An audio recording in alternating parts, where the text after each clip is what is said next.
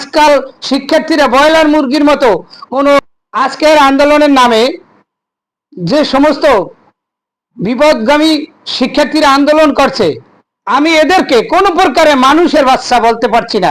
এরা শিক্ষা নিয়ে তারা প্রশ্ন করে একজন শিক্ষক, শিক্ষকের শিক্ষক মহাগুরু যিনি একজন শিক্ষামন্ত্রী, তিনি নইলে যদি বলেই থাকে যে আজকাল শিক্ষার্থীরা ব্রয়লার মুরগির মতো কোনো রৌদ্র তাপ লাগাতে পারে না, পানিতে ভিজতে পারে না, এটা তো একটা সুন্দর কথা, বলতেই পারে।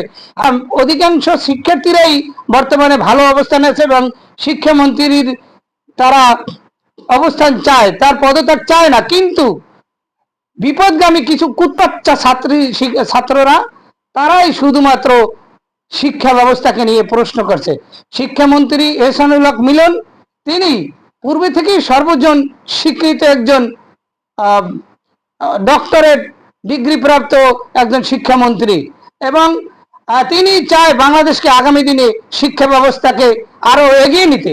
যারা অটো পাস করতে চান তারা মনে করো যে অটো পাস করবা, পাস করে কখনো জীবনে কোনো কিছু করতে পারবে না। অটো পাস করিয়া অটো চালাবা। আজকে নকল করার জন্য, বন্ধুর লেখা, বন্ধুর খাতা দেখার জন্য তোমরা আন্দোলন করছো। জানো আমাদের ইসলাম শিক্ষা বই পড়াইতো রামপ্রসাদ, হিন্দু শ্রীকৃষ্ণ রামপ্রসাদ।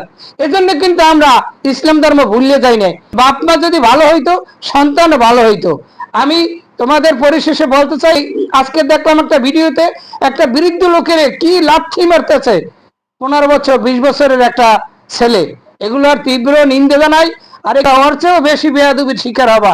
এটা মনে রাখা, ঘরে যাও, ভালো ঠিক মতো পড়াশোনা করো, ঠিক মতো পড়াশোনা করে ভবিষ্যতের দিকে চিন্তা করো যে ভবিষ্যতে তুমি মন্ত্রী হবা, ম্যাজিস্ট্রেট হবা, তুমি একজন ডাক্তার হবা, একজন ইঞ্জিনিয়ার হবা, ভালো কিছু হবা। কুত্তা তুমি অটো পাস করবা, তুমি অটো চালাবা, কুত্তা এটা তোমার বুঝতে হবে। ধন্যবাদ সকলকে।